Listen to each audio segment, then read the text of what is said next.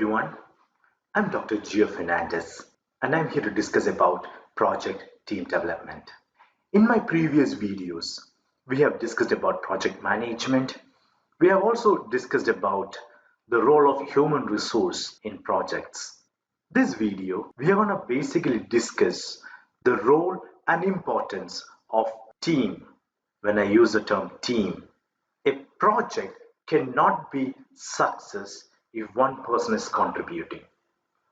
The project can only be a success if all the people involved in that project are contributing towards achieving the objective of that particular project. When we look into a project team, the very first task that comes into picture is recruiting team members for the project. When I use the term recruiting project team members, I'm not anticipating that recruitment happens from outside the organization for the project. For an example, I have an IT company where a new client have come into picture and has asked me to develop a new software. So what I basically do is I try to pitch in people who have got their expertise, who have got their experience, and who have got interest and knowledge related to that software to be a part of this.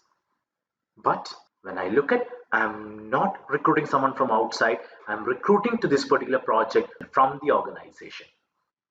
So the very first step that comes into picture is acquiring the team. And who is responsible for acquiring the team? It's none other than the project manager. So while selecting the team, the project manager doesn't go to various locations and says that, oh, you can come in, or the other person could join in. Whenever he wants to acquire a team, there are certain criteria which he considers. The first one is the required level of experience at a particular project or at a particular activity. When the implementation of a project is depending upon the expertise of certain aspects, when there is an expertise required, automatically the project manager will start looking at the experience of the people. It is not only the experience, he also need to consider the interest of the people involved.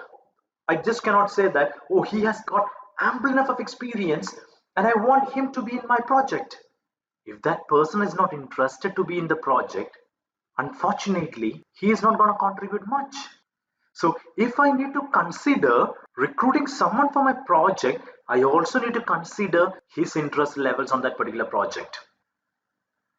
The third criteria that I need to look into is the personal qualifications. Say for example, for developing my software, if I need to understand Java, so the person has to have qualifications on that. Or if it requires SQL, the person should know how to run an SQL language, which means that has to have some qualifications. Say for example, I wanted to acquire a particular person who has got the experience. He is also interested to be a part of my team and he has got the qualification, but unfortunately he is on another project which has to be completed on time, where their client is not going to give any extension. I cannot expect him to join in my team. That means the person who's going to be in my team should be available also. And another criteria that I should look into is knowledge. Now let's look into methods of acquiring a project team. The first method is method of pre-assignments. It's nothing but selecting the team members before the project starts. Say for example, for my project, I need to have people who have got a certain expertise level. In that case, I cannot anticipate that over a period of time, those people are gonna be in my team. It is a requirement that I am gonna acquire those people before the project starts. The second one is method of virtual team building. In today's global scenario, that is the global local scenario. In today's global scenario, when I look into, I cannot expect on my project, whoever be the team members are going to sit together in a room and going to work on a particular project. What happens is, might be my team would be sitting in 5 different locations. A few of the team members would be in the client's office, might be in US or in UK or in Canada. A few people would be sitting in my office in Infopark, Kerala. A few would be sitting in my Bangalore office. Whereas the significant part is being fulfilled by each person. That means each team member knows their roles and responsibility, and they knows that unless and until they complete their work, the others are going to be stagnant. So automatically everyone starts putting in work together on a virtual platform. Next method of acquiring a project team member is by the method of negotiation, which means that we are allowing our staff members to work on multiple projects. What happens is, let's take an example, there is a person who has got an expertise in XYZ, and I would like to use that expertise on my project also. And in this scenario, I cannot recruit someone from outside the organization. So comes a method of negotiation where, as a project manager, I'll speak to the next project manager so that I could actually use the same person on my project also, so that I can complete the project on time. So these are the methods of acquiring project team. Method of pre-assignments, method of virtual team building, and the method of negotiation. Now let's look into the process of developing a project team. The process of developing a project team is an activity that allows to improve the communication between the team members. And as we all know that communication is paramount for the success of a project. This picture depicts the role of communication in project management. When you look at this, my salesperson or my team member who have gone to understand about the project, this is how the customer has explained what he actually needed. And this is how the person who have gone, let's take an example, project leader who have gone, have understood what the client wants. During planning, this is how they have planned. So I'm talking about if it's a software here, this is how the planning has been done, and this is how my programmer have wrote the program for the software. Once we look at the operations, what they have installed and how it was supported, you could see. Whereas what the client actually needed was basically a swing with a tire. So you can see communication plays a very paramount role in understanding what the client needs and in developing according to the client's requirements.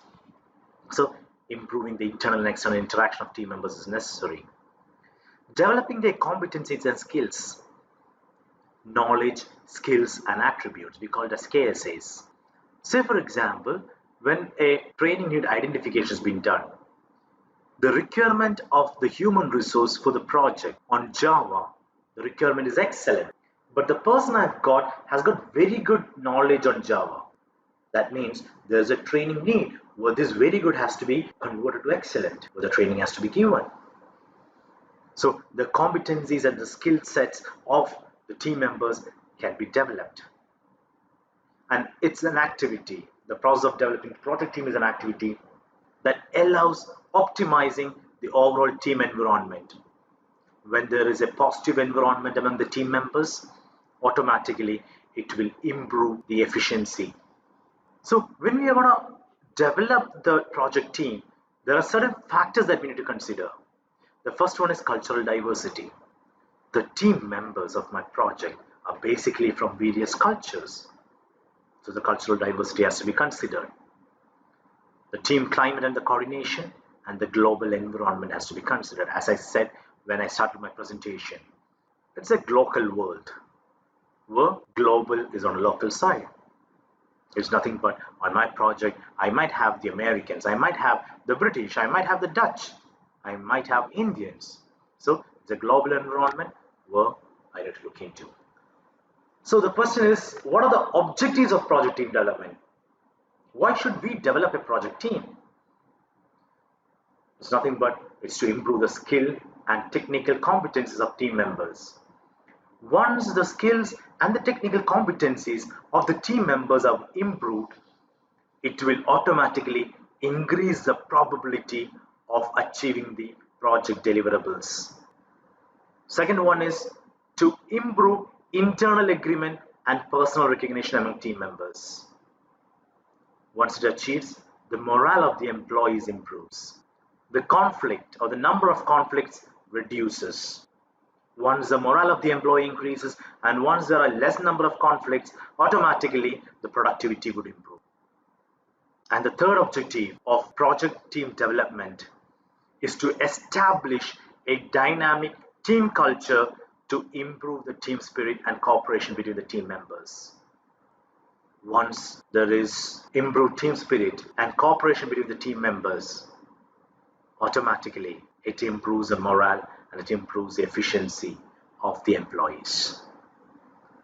So when we look at the objectives of project team development, it is to improve skills and competencies, skills and technical competencies, or in other terms we call it as KSAs, knowledge, skills and attributes. It is to improve internal agreement and personal recognition among team members, and it is to establish a dynamic team culture among the team members. So now let's look into the methods of developing project team. The first one is what we call as the team building activities. When you look at any of the companies, I'm talking about, let's say, the consulting organizations or the research organizations or the IT companies, they basically conduct outbound trainings where in a year, might be for 2 or 3 days, they'll go together as a team to a location where they do a lot of team building activities so as to improve the communication, so as to improve relationship among the team members, so that it helps in understanding each other. It helps in reducing the conflict. It helps to increase the morale of the team members. And the best part is it will create a feeling of trust among the team members. So wherever they are, once a trust has been created, automatically the kind of support each team member is going to give to the others would be much improved, resulting in better productivity. The second method of developing a project team is by team training. So when I use the term team training, it could be based upon an on-the-job training. Say for example, I have understood that from the team there is a requirement to improve the knowledge of the team members. Let's take a very basic example. All the team members knows how to use Excel, but they don't know how to use VLOOKUP. So in a laboratory they call everyone and teach how to do an advanced Excel program. Let's take an example. In a team, out of 10 members, 9 knows advanced Excel, but there is only one person who doesn't know advanced Excel, which is a requirement of the project. So you might have on-the-job training. On-the-job training in the sense, the person who doesn't knows advanced Excel is being associated with the person who knows it, and that person who knows guides the other person who doesn't knows, so that on the job the person is learning to use advanced Excel. It could be a classroom training, which is very formal. If it's an attribute, let's take an example, confidence level, improving the confidence level. It's an attribute.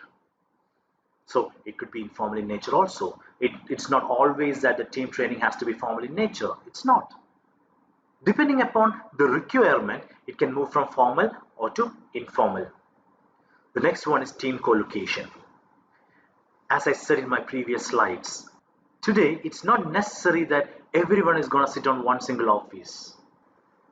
If it is possible, in the sense, if possible, if the entire team could be brought in together to one physical location so that they could work together rather than sitting on a video conference and suggesting what they have done.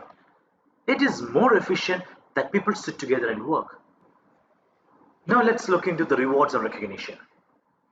As you know, the rewards and recognition is something again which adds morale of the employees, recognizing the appropriate behavior. Now, when I use the term appropriate behavior, it could be achieving a target. It could be achieving a key performance indicator. And when I use the term reward, it could either be a financial reward or it could either be a non-financial reward, an incentive of certain money. It's a positive reinforcement. A non-financial reward like pat on the back, it again creates a positive reinforcement, which is again required for developing a project team. Now, let's look into the process of managing the project team. So we have discussed about acquisition, we have discussed about developing, and now we are going to discuss about managing. Three things are important: the leadership, influencing, and the effective decision making. When I look at leadership in a project, the project manager, he should be able to focus on the vision of the project, to understand what is the deliverable or the predetermined objective of the project, and he should be able to make the project team members understand the deliverables. He should be able to communicate it in a better manner. As a leader, he should address the specific team management challenges, which helps to create better morale of the employees. And the key requirement for a better leader is he has to be a person who can communicate clearly and with a clarity. The next one is what we call as influencing. Influencing is critical for bearing influence on the project stakeholders and on their decisions. There is a need to reach on mutual understandings on a particular project. And unless and until a mutual understanding is not being met, it is very difficult to say that the project is a success. So as to reach that level of understanding for managing the team, influencing is one of the other criteria. The next criteria is effective decision making. Effective decision making is a criteria which includes negotiations with stakeholders, which includes negotiation with the project team for the purpose of studying environmental factors, for the purpose of developing personal quality of the team members. So for managing a project team, leadership is at most, influencing is the second most, and effective decision making is the third most requirement. So when we speak about methods of managing a project team, the process involves the use of specific project team management methods and tools which are listed below. So now let's look into each of these management tool and techniques. The first one is method of communication and supervision. The method of communication and supervision is used to track the current work and attitude of the project team members.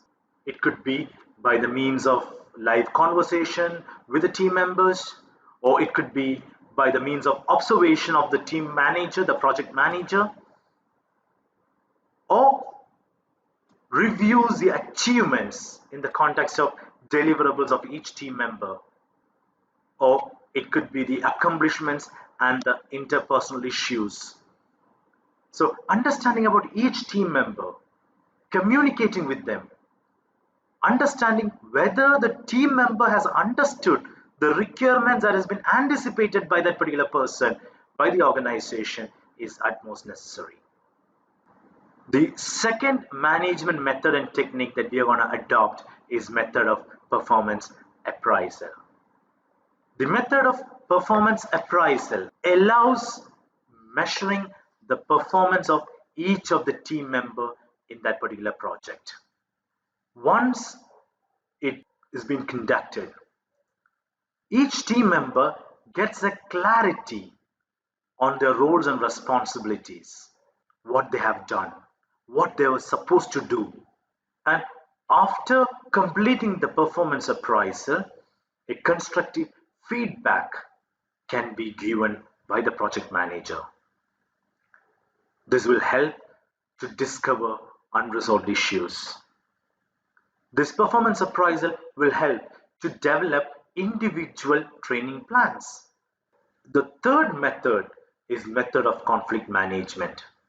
The method of conflict management allows handling conflicts in a team. Handling the conflicts in a team is gonna ensure increased productivity.